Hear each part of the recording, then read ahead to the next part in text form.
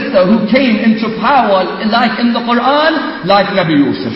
You find the same trait of trustworthiness. It's found in the story of Nabi Musa as an example.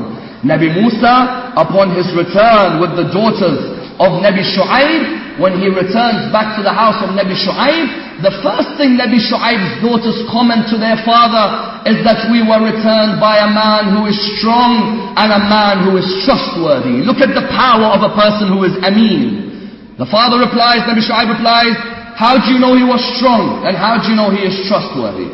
And the reply was, oh father, he was strong because we saw him lift a bucket of water which no one else around him could lift. Other hadith say that he moved a stone. How do you know he was trustworthy? Listen to the reply. Listen to the basis of morality built in the Quran. The reply was what? The reply was, oh father, when we were returning back to home, he wouldn't walk behind us. He walked in front of us. He said to them, what do you mean? They said the way he directed us was that he said that we are not married to each other. Therefore in the eyes of Allah our conversation cannot go longer than it is. He said for us to reach the house, what I want you to do is to pick up some pebbles or some stones. You throw them past me. Whichever direction they go, I will follow the stones, and that will be the indicator from you to me of where your father's house is. Notice how this trait of a person who is Ameen is appreciated not only by the Muslim, but by the non-Muslim at the same time. Therefore, when a person wants to examine morality, one finds that there is a three-way examination which we need to look at in today's lecture.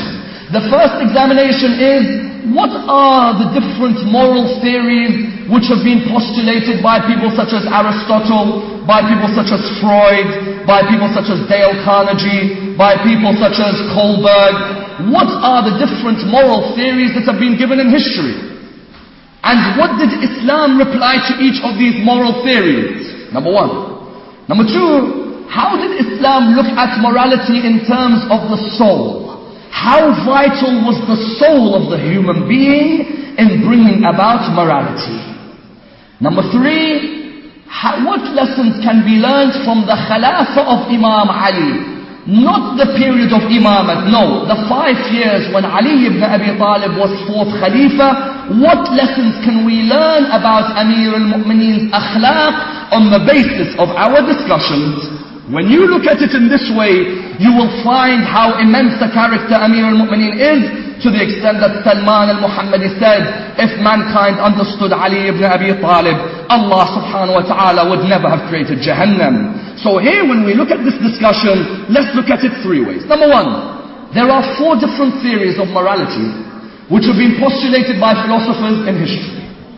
The first of these theories was Aristotle's theory of morality. The second of these theories was Freud's theory of morality. The third of these theories was the contemporary theories of Dale Carnegie. Those of you who've studied Carnegie will know. And the fourth was the theory of moral development of Kohlberg. When you look at each of these, they each give you a sort of understanding of what morality is, or how morality can be built. Aristotle, as an example, said that knowledge and wisdom are the most vital components in any form of morality. To build a society with a moral structure, you have to build it with people who are knowledgeable and people who are wise. What did he mean? He said the more knowledgeable a person is, the more books they have read, the more wisdom they gain from these books, the more facts they learn, the more figures they come across, the closer they will achieve morality, or the closer they will be towards a society of morality. His idea was that the Greeks had to continue gaining more and more knowledge in order that they became a society full of morals. Islam replied with the following statement. Islam said, while we acknowledge Aristotle is right, that you do need a certain amount of knowledge and a certain amount of wisdom in order that you build morality, Aristotle got one thing wrong. That morality is not only knowledge and wisdom. Why? How many Oxford and Cambridge graduates do you see at 4 o'clock in the morning in Leicester Square vomiting out quite a bit of what they'd had that night?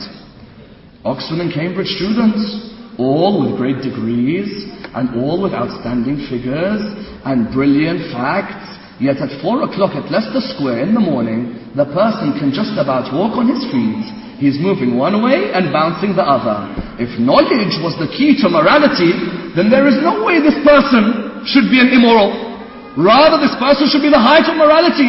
Because even you will find, if you go to Harvard as an example, you will find that there is a particular night for the Harvard Freshers. You know Freshers Fair? And you know also there's a Freshers Week. And that Freshers Week, they have certain things of morality which I can't mention from this stage, but let's just say it's not the most moral thing in the world. But if knowledge and wisdom was the keys to morality, then surely Harvard and Oxford and Cambridge students would be the most moral people in the world. Or Einstein would have been the most moral person in the world. For Einstein was one of the greatest figures seen by many in the 20th century, yet was also a person who believed that the Zionist state is the only pure state. So therefore, knowledge and wisdom, number one, according to Aristotle, is the keys towards morality? No, not necessarily. History has shown us certain people with a great amount of knowledge, but with no morality whatsoever on a Friday night. Number two, we find Freud's theory of morality. Freud said, the key to morality is the house where you are brought up. If you instill morality in children from a young age, you will find that these children will blossom into outstanding moral figures. Whereas if there is no morality in the house whatsoever, then you will find that the children will become immoral figures. Yes, we agree to an extent.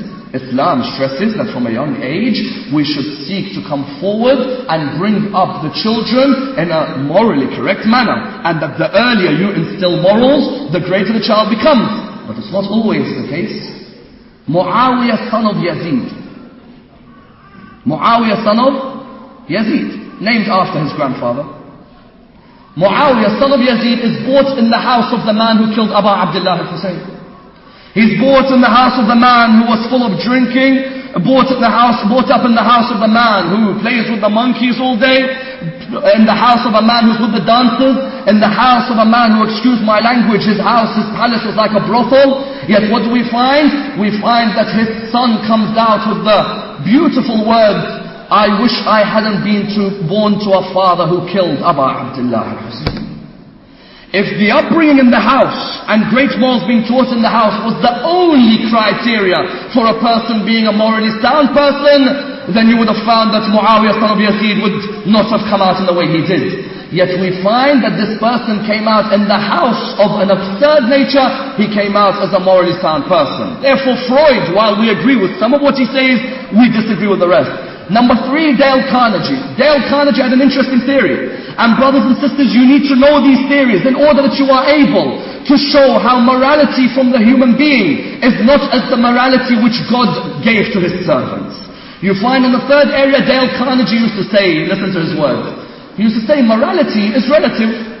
Whenever you find a position where you need to be morally correct in order that you become wealthy, or that people give you a good reputation, that's the time where you should show your morals.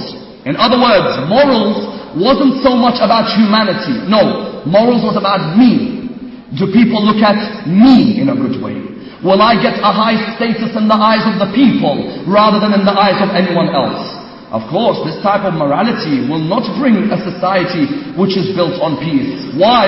Because this person, he will go ebb and flow, peak and trough, from one side to another, no principles whatsoever. He will join Ali ibn Abi Talib in one army, and he will join Muawiyah in another army, depending on where the money is resting. As the famous companion of the Prophet, Abu Hurairah famously did. Abu Hurairah, of course, we have to take from his ahadith, 5,632 ahadith. Is not something small for a man who saw the Prophet for 1.5 years. It's something which we have to take from. And with Abu Hurairah, what do you find? You find in the Battle of Siffin, he shows you how Carnegie's theory is completely destroyed. That morality is on the basis of who's looking after you. Do you know why? In the Battle of Siffin, they came towards him. Do you know what they said? They said to him, whose side are you on in this battle? He said, listen to me. Salah is good with Ali. Food is good with Muawiyah. And when they fight each other, the middle is good for Abu Hurairah. Therefore we found with him that his morals was purely based on where he was happy. Not where Allah subhanahu wa ta'ala's message was moving. Not whether Muawiyah ibn Abu Sufyan was killing people. No. Food is good with Muawiyah. Salah is good with Ali. But when they fight each other, the middle is better for Abu Hurairah. So here you find the third theory. And the fourth theory was what? Kohlberg, who said that morality